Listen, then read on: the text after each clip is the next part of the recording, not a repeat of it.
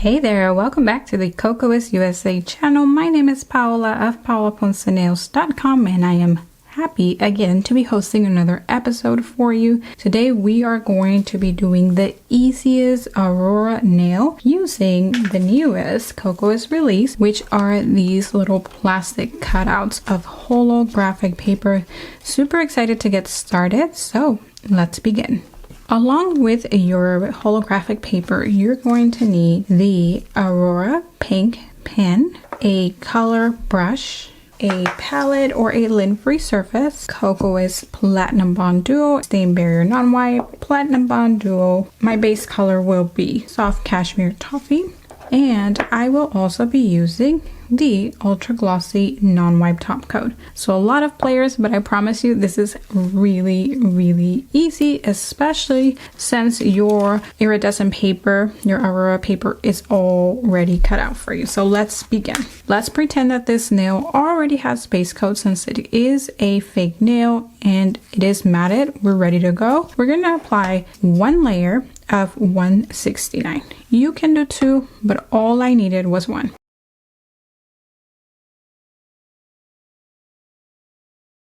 Once you've cured that for about 30 seconds, you are then going to grab Platinum Bond Duo. You can just work with the one with the pot, but I think it's going to be easier for me as far as control to do this one also.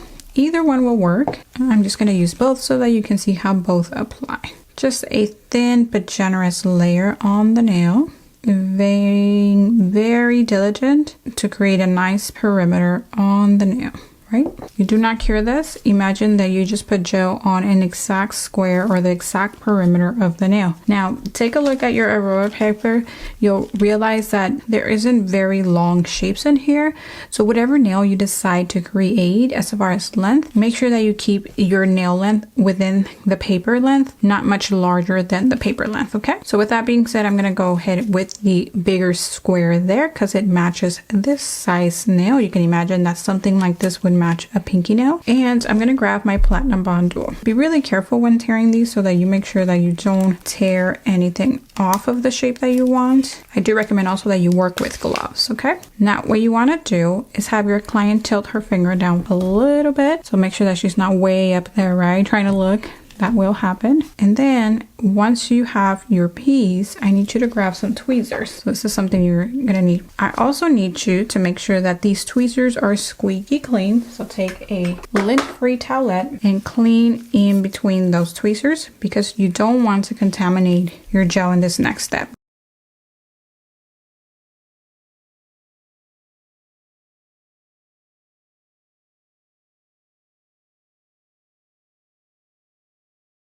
You're going to very gently, without indenting your paper, take your piece and make it go all the way in there. So it's literally going to take a dive into your gel. This is why both your paper and your tweezers need to be squeaky clean. Once you ensure that it has taken a full swim in there, pull out your paper, get rid of the excess on the back, just a little bit, and now place it onto the nail on top of that wet gel. While that's setting, you want to wipe your tweezers again. Make sure that, again, your client's finger is tilting downwards, or if this is your finger, then make sure it's tilting downward. Get rid of any bubbles so you can just escort them out of the picture, like so. Let it self-level.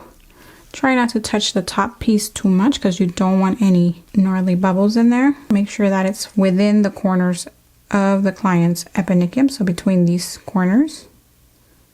And at this moment, you only need the tweezers. You could use your brush, but I just fear that you may do too much with your brush. So I'm just showing you how I would do it.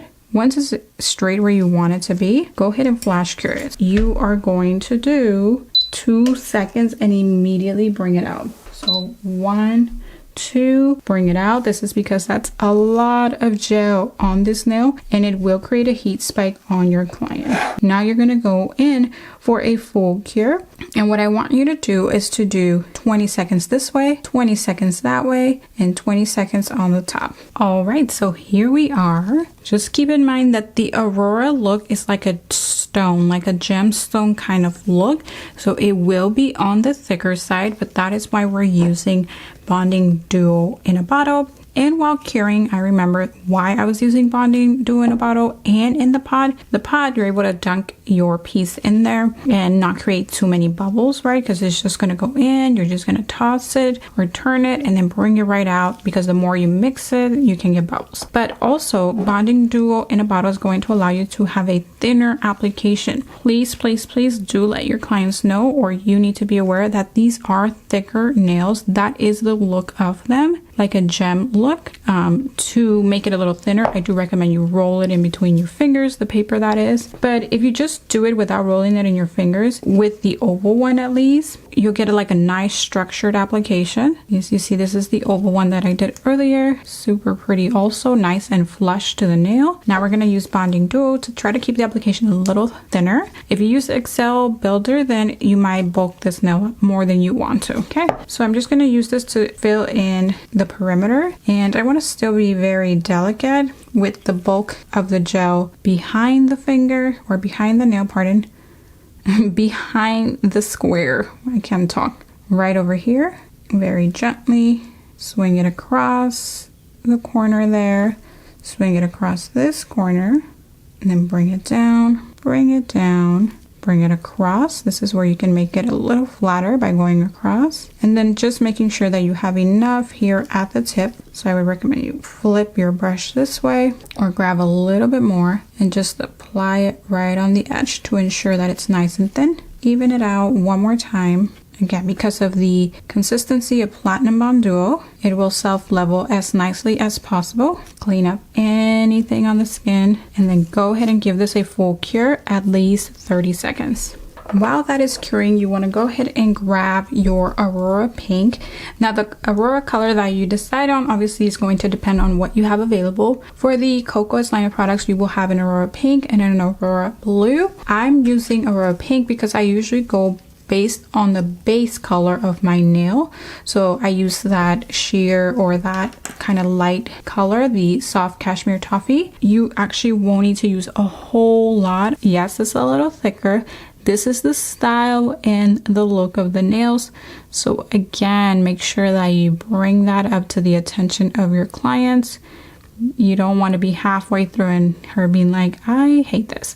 Now, because they are thicker, they are going to last definitely 3 weeks, but you're talking like 6 to 8 weeks, depending on when your client wants to come back. Next, before we get into our Aurora Pink, we are going to do our Ultra Glossy Non-Wipe. And this is the top coat that you want to use for your pigments with Kokoist. And I'm going to apply this on the entire nail surface, even though I'm actually not going to apply it, or my pigment's not going to be applied all on this nail, because I want to preserve the integrity of this beautiful Aurora paper coming through. So I'm going to go make sure I have it all on this nail. Try to choose a color for your base color that really does not take away from the paper too much. So if you want the Aurora color of the paper to come through, then again, you want to use a color that does not steal its shine, right? Okay, make sure it's nice and even. This is very important. Go ahead and do it for 10 seconds now, your cure that is. So a 10-second cure. Guys, this is looking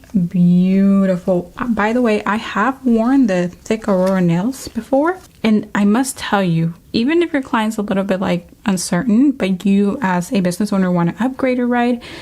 Just reassure her that it actually grows on you. Like, just from my personal experience, I actually really liked it, and the thickness did not bother me whatsoever. Okay, so now you want to grab your pigment, and this is where I recommend that you have your palette ready. A palette's always good to have so that you can have a lint-free surface.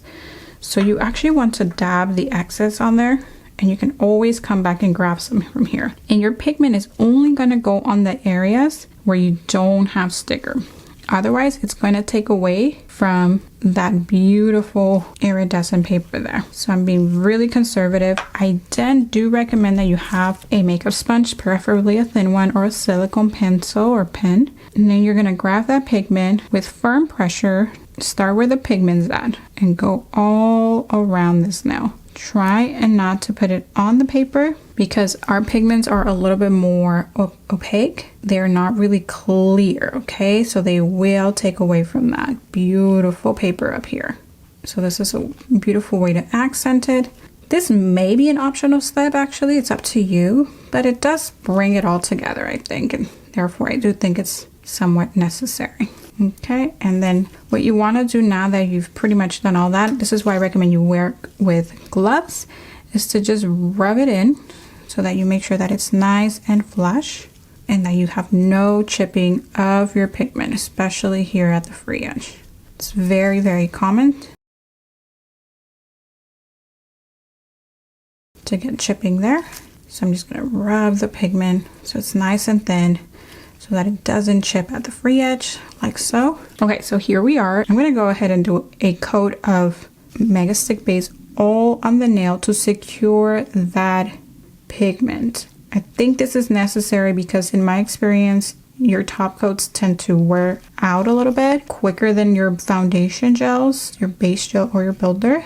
And so you really want to make sure that you seal that pigment in with a base coat first, really thin. If you can tell, my brush, I'm applying a lot of pressure, and the reason why I'm coming over to my glove is so that I don't have any pigment on my gel, and I'm not getting any pigment, which is great. Just sealing all of this in, making sure my free edge here is capped, because this is where your pigment, if it should chip, it will there. Okay, clean your brush one more time so you don't contaminate your base coat. Give this a 30-second cure, and then you're just going to finish off with your ultra glossy non-wipe top coat. Keep in mind this already has some thickness, so you don't want to apply it too thick. Make sure that it's nice and even, and you're done. Before you go, make sure you check out the description box for any promo codes, upcoming classes, or any free resources, including joining our email newsletter. Thank you so much for joining us today. I hope you enjoyed this video. If you did, give us a thumbs up, make sure you're subscribed, and if you made it to the end of this one, why not stick around for the next one? We'll see you next week, and bye for now.